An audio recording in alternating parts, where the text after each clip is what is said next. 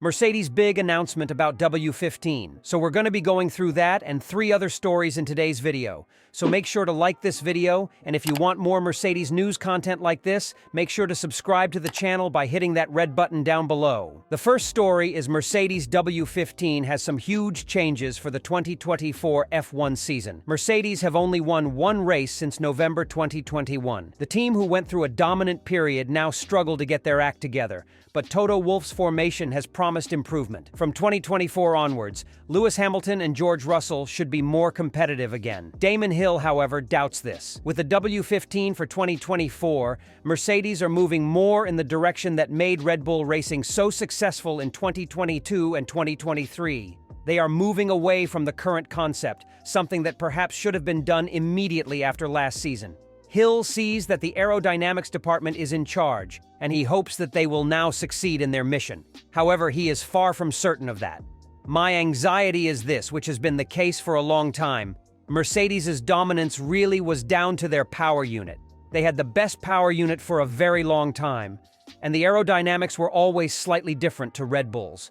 And if you remember, towards the end of the previous Formula One regulations, they persisted with their relatively flat-looking rake on the car. In contrast, Red Bull had an absolutely huge rake, Hill told Sky Sports' F1 podcast. More and more teams in the top class of motorsport opted for this high rake, a concept from Adrian Newey.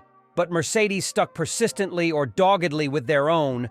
They looked like they were running a different aero concept on their car in the previous regulations, and then along come a new set of regulations. What I'm saying is, has the Mercedes aero department missed a trick here? On top of that, according to Hill, Mercedes has lost several people in aerodynamics to other teams.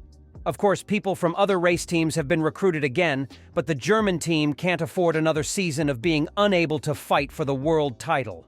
Toto Wolff's analysis of the F1 Sao Paulo Grand Prix was pessimistic because it may help Mercedes in finalizing their concept for next season's car, says Naomi Schiff. Mercedes team principal Wolff despondently described last weekend in Brazil as his worst in 13 years. Lewis Hamilton finished 8th, and George Russell retired from 11th, a stark drop-off after Mercedes had claimed a podium finish in Mexico. Schiff said on the Sky F1 podcast, "We all heard Toto's words. It seemed that he was not in a good place. I think those words were quite strong. I'm not sure if it was an emotional reaction. They lacked pace, they used up the tires, which is uncharacteristic for their car, and they had reliability issues. A lot of things went wrong, but they had 2 podiums. They were moving in a positive trajectory. Although it was a dramatic result, it seems like it may be a once-off. We've seen that car in the past, as Toto described it, on a knife edge. I'm sure they're having major debriefs now.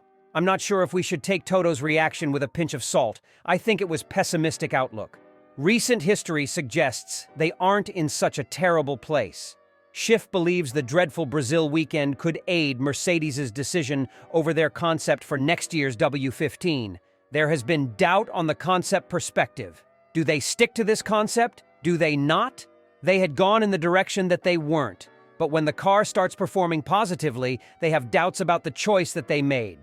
"This was a learning curve," Damon Hill added. "They know it's wrong, they've admitted that. Their zero-pod philosophy is widely expected to be ditched in 2024 for a design more similar to Red Bull's RB19. Mercedes have moved James Allison back into the role of technical director, while Mike Elliott has left the team." Hill said, "There are key people who have drifted away from the team. Are we seeing the effects? In America, they looked great, except they were disqualified. Maybe they erred on the side of safety too much. These cars are incredible fickle. The F1 stands for fickle at the moment in Formula One. Everyone is up and down. In previous races, Aston Martin were nowhere, now suddenly they're up there and looking good. You don't need much to be out of the window. The exception is Red Bull, but maybe even they would say that Singapore caught them out. These cars are dependent on precise setup for each track. I know Toto operates a no-blame culture, but he seemed to take all the blame himself. He was willing to admit that it wasn't acceptable. It was a tough weekend." Schiff said, "There has been confusion with this car. When they set it up, it does things they weren't expecting," she said. "We thought they'd pass that phase. This weekend proved again that it's all about the operational window of where the car does and doesn't work. They're still on the fence." It is possible that these cars are just so sensitive to setup. The second story is Mercedes boss admits the team has made breakthrough in understanding the poor Brazil Grand Prix performance. The 2023 Brazilian GP was a head-scratcher for the Mercedes F1 team, with team boss Toto Wolff having no answers for the woeful turn in fortunes over the sprint weekend.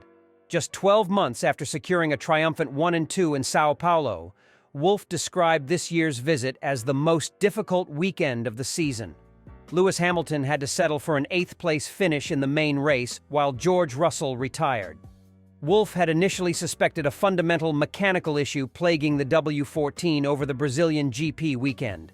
After diagnosing the issue back in Brackley, the Mercedes team principal has confirmed that the engineers have successfully understood the root cause of their troubles. The Austrian shed light on the team's performance in Brazil in the preview notes for the inaugural Las Vegas GP. His statement read, "Brazil was probably our most difficult weekend of the season. After promising performances in the US and Mexico, we didn't perform at our best in Brazil. We have been hard at work to identify the wrong turn we took with the setup. We have done that. We understand our mistakes and can explain our performance loss to the field. That's important as we look to secure P2 in the Constructors' Championship," it read further. The performance of the W14 in the Brazilian GP was an outlier as Lewis Hamilton had put together podium-winning results since the latest round of upgrades in Austin and Mexico. Hamilton's P8 finish did damage limitation as their main rivals Ferrari also had misfortunes of its own. Charles Leclerc crashed out on the formation lap and Carlos Sainz could only muster a P6 finish. Heading into the third round in the States, Mercedes currently has a 20-point lead over the Italian team. Toto Wolff has slapped a team-wide betting ban on Mercedes ahead of this weekend's Las Vegas Grand Prix. F1 rolls into Nevada for the penultimate race of the 2023 campaign.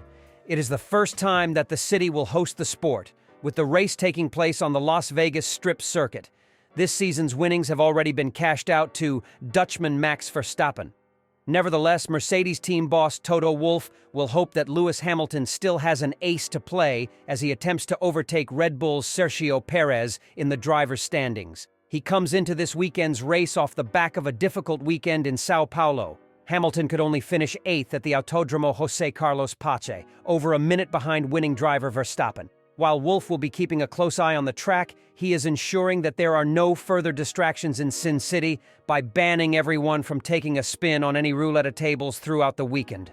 Speaking to Motorsport.com Spain, he said, "I think everyone is looking forward to the Las Vegas race. Racing in this city is comparable to climbing Everest. Hats off to Liberty Media for organizing this race. I don't think I'm the only one in Formula One who has never been to this city, which is quite difficult to get around. We don't know how to get from the hotel to the circuit and back, but I'm sure we'll find a solution. I'm looking forward to the race." Speaking about the chance of any betting, he added, "As I said, I've never been to Las Vegas, but we'll do our best to make sure everyone in the team stays away from the casinos. I don't gamble, and I'll make sure no one else gambles either." Despite Wolff looking forward to this weekend's forthcoming race, it appears that not all are on board.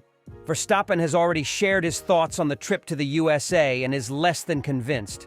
"First of all, I think we are there more for the show than the racing itself if you look at the layout of the track," he said, via Planet F1.